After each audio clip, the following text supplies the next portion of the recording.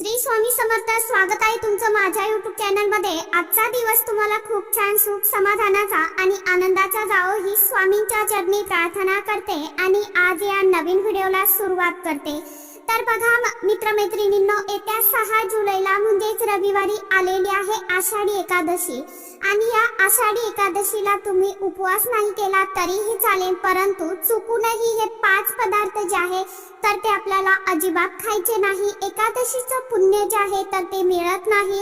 अडचणी सुरू होतात, संकटे मागे लागतात, कारण 99% लोकांना माहित नाही की कोणते पदार्थ हे आषाढी एकादशीला खाल्ले जात नाही. त्याचबरोबर या आषाढी एकादशीच्या दिवशी धनप्राप्तीसाठी कोणते उपाय करावे याबद्दलची सविस्तर माहिती आजच्या या नवीन व्हिडिओमध्ये मी तुमच्या बरोबर शेअर करणार आहे. त्यामुळे तुम्ही हा व्हिडिओ स्किप न करता शेवटपर्यंत नक्की बघा. चॅनलवरती तुम्ही जर हा व्हिडिओ पहिल्यांदा बघत असाल तर चॅनलला आवर्जून सबस्क्राइब करा आणि असेच नवनवीन माहितीपूर्ण व्हिडिओ बघण्यासाठी समोरील बेल आयकॉनलाही प्रेस करा.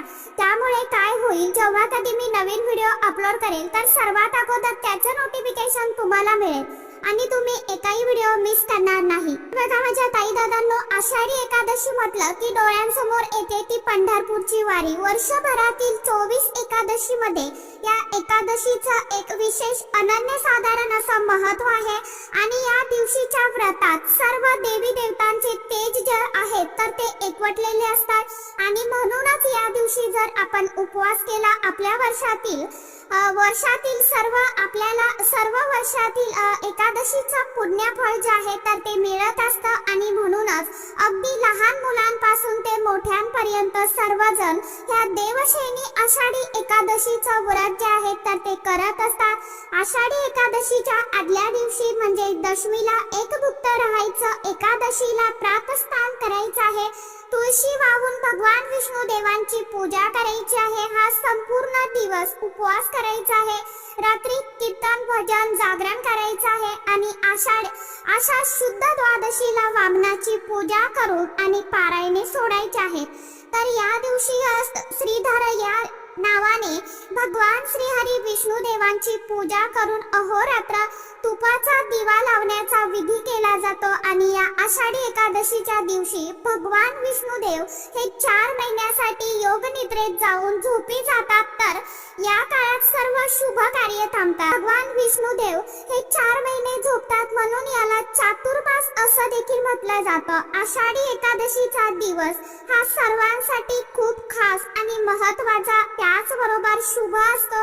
वारकरी संप्रदायासाठी हा दिवस तर दिवाळी इतकाच मोठा आनंदाचा आणि उत्साहाचा असतो आणि म्हणूनच या दिवशी आपल्याला काही नियमांचं पालन हे आवर्जून करायचं आहे आणि म्हणूनच आपल्याला या आषाढी एकादशीच्या दिवशी हे 5 पदार्थ जे आहेत तर ते अजिबात खायचे नाही. जरी तुम्हाला या दिवशी उपवास असला तरीही तुम्हाला हे 5 पदार्थ चुकून देखील खायचे नाहीत किंवा तुम्ही उपवास नाही केला तरी सुद्धा या 5 पदार्थांचं सेवन जे आहे तर ते ग्रहण करायचं नाही.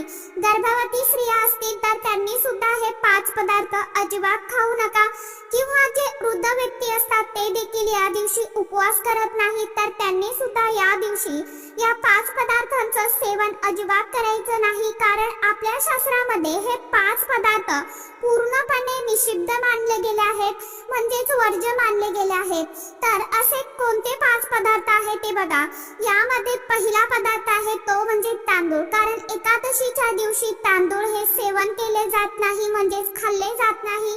तुम्हाला उपवास असल्यामुळे तुम्ही तांदूळाचा भात खिचडी हे तर सेवन करणार नाही, परंतु जर तुम्हाला उपवास नसेल तर मग तुम्ही चुकूनही तांदूळाचं सेवन करू नका किंवा तांदूळापासून बनवलेले पदार्थ असेल जसं की पापड असेल, चिप्स असेल किंवा इतर कुठलेही पदार्थ असतील, त्याचबरोबर भात असेल तर तो चुकूनही या दिवशी सेवन करू नका. त्याचप्रमाणे तुमच्या घरामध्ये लहान मुलं असतील तर त्यांना सुद्धा या दिवशी चुकूनही तांदूळाचे पदार्थ हे खायला देऊ नका, कारण त्यामध्ये पाण्याचं प्रमाण जास्त असतं, त्यामुळे मन चंचल होतं आणि त्यामुळे या दिवशी तांदूळाचं सेवन जे आहे तर ते केलं जात नाही. यानंतर पुढचा पदार्थ आहे तो म्हणजे घेवडा. घेवड्याला अनेक ठिकाणी वालाच्या शेंगा या नावाने देखील ओळखलं जातं. तर या दिवशी चुकूनही घेवड्याचं सेवन जे आहे तर ते करू नये. यामुळे संतान पीडा निर्माण होते. या दिवशी जर आपण घेवड्याच्या शेंगाची भाजी जर ग्रहण केली की खाल्ली तर आपल्या मुलाबाळांच्या आयुष्यामध्ये अडचणी निर्माण होतात. गर्भवती स्त्रियांनी जर घेवडा सेवन केला तर त्यांना देखील संतान पीडा निर्माण होते आणि म्हणूनच या दिवशी घेवड्याचं सेवन जे आहे तर ते चुकून सुद्धा करू नका. यानंतरचा समोरचा पदार्थ आहे तो म्हणजे बार्ली. आता बार्ली म्हणजे काय हे बऱ्याच जणांना माहित नाही, परंतु बार्ली हे गहू आणि तांदूळाचा एक प्रकार आहे. या दिवशी बार्लीचं सेवन हे केलं जात नाही.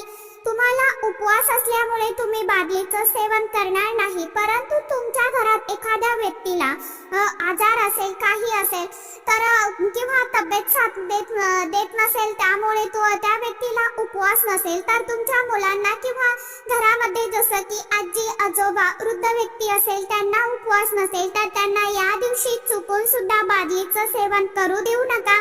यामुळे त्यांच्या आयुष्यामध्ये अडचणी अडथळे निर्माण होऊ शकतात. यानंतर समोरचा पदार्थ आहे ते म्हणजे मांसाहार. या दिवशी चुकूनही मांसाहार करायचा नाही, जसं की मटण, अंडी, मच्छी या पदार्थांचं सेवन पूर्णपणे टाळायचं आहे. यामुळे भगवान विष्णुदेव आणि माता लक्ष्मी ही आपल्यावरती नाराज होते. त्यांचा आशीर्वाद हा आपल्याला मिळत नाही, म्हणूनच एकादशीचं पुण्य मिळत नाही. आपल्या मागे अडचणी अडथळे संकटे विघ्ने हे सुरू होतात आणि म्हणून या दिवशी चुकूनही मांसाहार करू नका. त्याचप्रमाणे या दिवशी कांदा आणि लसण यासारख्या तामसिक पदार्थांचं सेवन देखील करू नका. कांदा आणि लसण हे तामसिक पदार्थ मानले जातात. यामुळे आपलं मन हे चंचल होतं. कुठल्याही सेवेमध्ये पूजेमध्ये आपलं मन जे आहे तर ते लागत नाही. यामुळे आपल्याला व्रताचं पूजेचं कुठलंच फळ जे आहे तर ते मिळत नाही आणि म्हणूनच चुकूनही या दिवशी कांदा आणि लसण यासारख्या तामसिक पदार्थाचं सेवन तुम्ही अजिबात करू नका. त्याचप्रमाणे या दिवशी तुम्हाला कुठल्याही प्रकारची डाळी किंवा कडधान्य देखील खाण्याचं टाळायचं आहे. यामध्ये खास करून तुम्हाला मठ, मूग आणि उडीद यासारखे कडधान्य जे आहेत तर त्यांचं सेवन तुम्हाला या दिवशी करायचं नाही. या दिवशी करायचं नाही. त्याचप्रमाणे या दिवशी मसाले वापरताना तुम्हाला त्यामध्ये मोहरी आणि हिंग जो आहे तर तो सुद्धा आवर्जून टाळायचा आहे. त्याचप्रमाणे हे पदार्थ आहेत तर ते तुम्हाला आषाढी एकादशीला चुकूनही अजिबात खायचे नाही आणि तुमच्या घरातील कोणत्याही सदस्याला देखील तुम्हाला खायला द्यायचे नाही.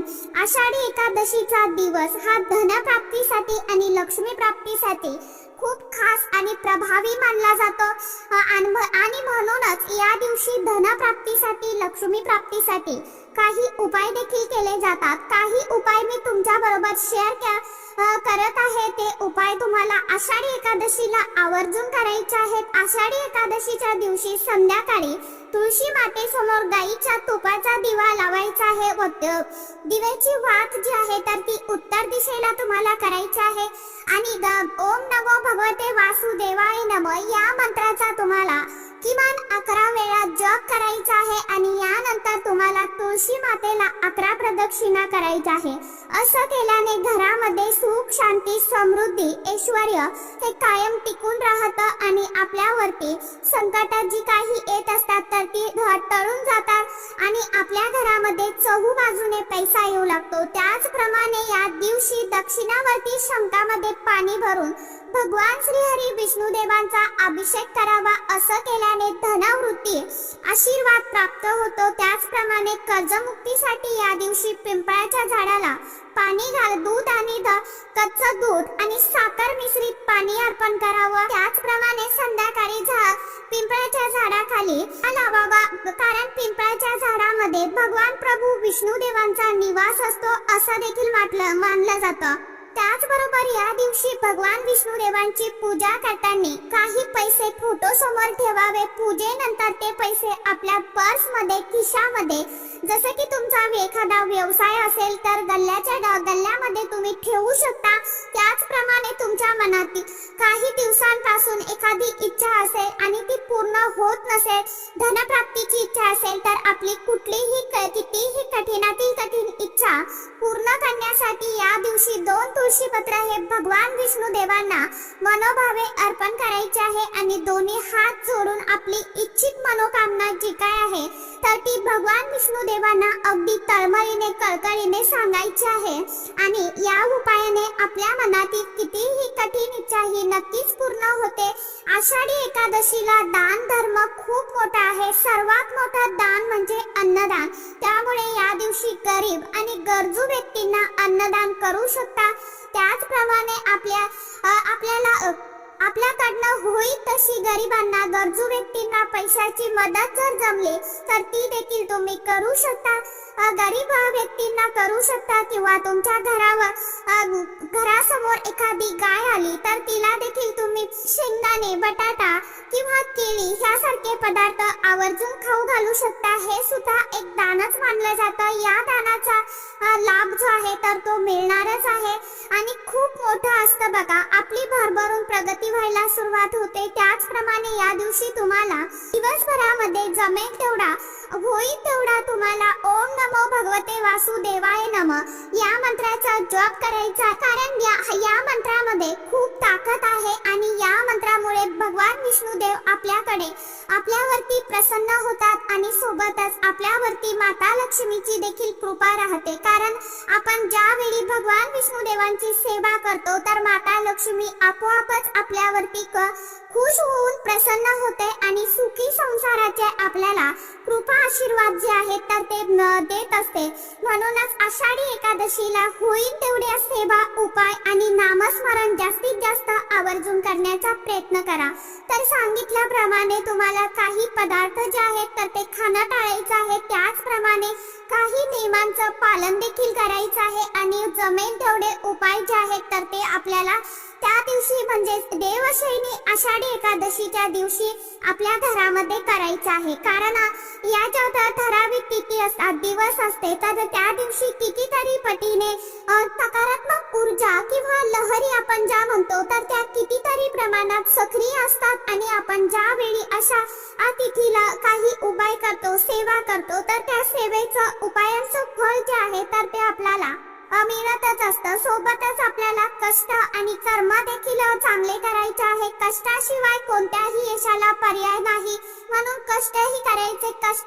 आपल्या कष्टाला, मेहनतीला एक नशिबाची साथ मिळावी म्हणून आपण जे काही उपाय सेवा करतो तर ते नक्कीच फलदायी ठरत असतात आणि त्या सेवेचं पुण्य फळ जे आहे तर ते स्वामी महाराज किंवा भगवान विष्णुदेव आपल्याला आपल्या पदरामध्ये नक्कीच टाकत असतात. तर चला, आजच्या व्हिडिओमध्ये इतकीच माहिती होती. कशी वाटली नक्की सांगा. व्हिडिओ आवडला तर चॅनलला आवर्जून लाईक, शेअर, सबस्क्राईब जरूर करा. परत भेटूया नवीन माहिती सोबत, नवीन व्हिडिओसोबत. तोपर्यंत सर्व माझ्या YouTube परिवाराला श्री स्वामी